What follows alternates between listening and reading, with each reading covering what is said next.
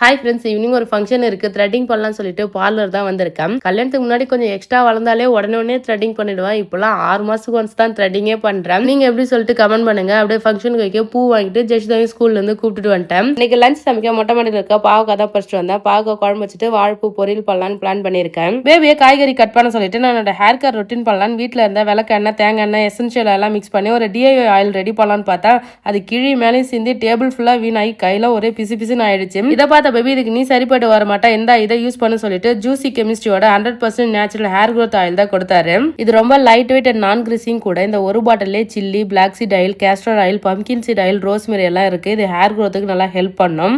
Hair ஃபுல்லாவே apply பண்ணிட்டு இதை நல்லா மசாஜ் பண்ணி 30 மினிட்ஸ்க்கு அப்புறம் வாஷ் பண்ணிக்கலாம்.